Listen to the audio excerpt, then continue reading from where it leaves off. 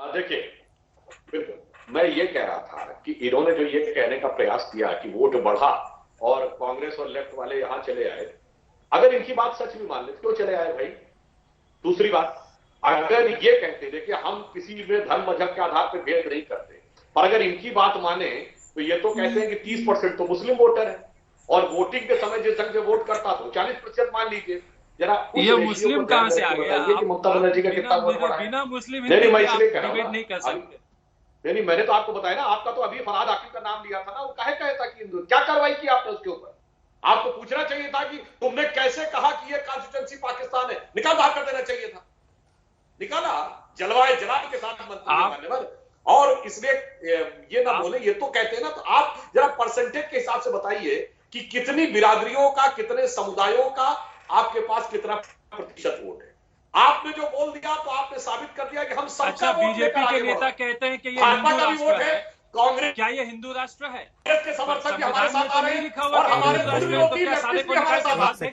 सुधांशु जी, एक second, connection भी cut गया शायद सुधांशु जी का, फ्रीज हो गया नेटवर्क की वजह से। ये बीजेपी नेता जो कहते हैं ये हिंदू राष्ट्र है, क्या उन्हें? सर एक सेकंड, मसला हिंदू राष्ट्र कहां से आ गया? तौसीफ खान, आप सोते जागते उठते बैठते खाते पीते केवल हिंदू राष्ट्र जपते हैं क्या? बात हो गया? अब इसमें हिंदू राष्ट्र की बात कहां से आ गई? देखिए, सुधांशु जी ने कहा कि तृणमूल के नेता ने कह दिया मिनी पाकिस्तान को। मेरा एक सवाल ये है, तो क्या उन्होंने नहीं कहा था? क्या उन नेताओं का ये कहना नहीं, उस नेता का ये कहना नहीं था? पहली चीज। दूसरा, तौसीफ खान, पिछली बार भी आप आए थे, आपने कहा कि ये कह रहे हैं कि बंगाल में हम जीत जाएंगे तो लोगों से गुजराती बुलवाएंगे। सर मतलब आप वकील हैं, कम से कम वकील जैसी कोई दलील तो दिया कीजिए ना, अच्छा लगेगा लोगों को सुनने में। वरना जो आप कर रहे हैं उसको थेथरा ही कहते हैं इधर उत्तर भारत में। अवनीश जैश अवस्थी, अभी इस पूरी डिबेट में अभी हिंदू राष्ट्र की कहीं से कोई बात आई क्या? पहला। दूसरा सवाल यह उठ रहा अवनीश जैश अवस्थी, क्या पश्चिम बंगाल का चुनाव है तो इसलिए हिंसा के जरिए होगा? क्योंकि इतिहास से आज तक हिंसा के बिना कोई चुनाव नहीं हुआ, क्योंकि लेफ्ट ने हिंसा की, क्योंकि ममता बनर्जी और लेफ्ट के बीच में भी हिंसा हुई, इसलिए आगे भी कोई आएगा तो हिंसा होगी। बिना हिंसा के चुनाव नहीं हो सकता बंगाल का। ये संस्कृति है क्या बंगाल की? रोहित बड़ी साफ सी बात है। रोहित जी एक बात कह दूं, कांग्रेस ने हिंसा की, कांग्रेस सत्ता से बाहर हो गई। वामपंथ ने वहां पर भयंकर हिंसा की, ममता बनर्जी के साथ हिंसा की, वामपंथ की सरकार बाहर हो गई। ममता बनर्जी ने उन दोनों सरकारों को पीछे छोड़ दिया, नॉमिनेशन तक फाइल नहीं कर सकते उम्मीदवार। अब ममता बनर्जी का क्या होना है, इतिहास गवाह है, इतिहास साक्षी है, इतिहास में उदाहरण भरा पड़ा है और बड़ी स्पष्ट सी बात है। मैं तौसीफ खान से सिर्फ इतना पूछूंगा कि आप वोट परसेंटेज की बात कर रहे हैं, आप बताइए कितने से कितना हुआ बीजेपी का और कितने से कितना हुआ टीएमसी का? बताइए।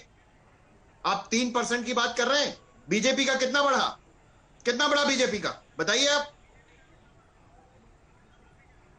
बीजेपी कहां से कहां तक पहुंची है और टीएमसी के 2% बढ़ने पर आप कह रहे हैं कि टीएमसी का तो बढ़ा है वोट। ये वास्तव में पश्चिम बंगाल के भद्र लोग को आप भ्रम में नहीं रख सकते। ये बड़ी स्पष्ट सी बात है, जान लीजिए। आप यहाँ टीवी स्टूडियो में बैठ करके कह सकती हैं ड्रामा है, वहां की जो ग्राउंड लेवल की जनता है जिसने वोट देना है ना, वो जानती है कि कौन गुंडागर्दी कर रहा है। ठीक है, यहाँ पर बैठ करके आप कह दीजिए, कोई दिक्कत नहीं है। लेकिन वहां की जनता, पश्चिम बंगाल की जनता बड़े स्पष्ट रूप से जानती है कि टीएमसी किस तरीके से कट मनी की बात करती है, टीएमसी किन किन स्कैम्स में फंसी हुई है, टीएमसी ने क्या वहां पर गदर मचा रखा है। ठीक है, ये वहां की बंगाल के भद्रलोक की जनता बहुत अच्छी तरह जानती है। और ये बात, इसका एहसास टीएमसी और ममता बनर्जी को हो चुका है। ठीक है। नमस्कार, मैं हूं अंजना ओम कश्यप। हमें उम्मीद है ये वीडियो आपको पसंद आया होगा। लेटेस्ट खबरों के लिए यूं ही देखते रहिए आज तक और इस वीडियो के पसंद आने पर लाइक, शेयर एंड सब्सक्राइब करना ना भूलें।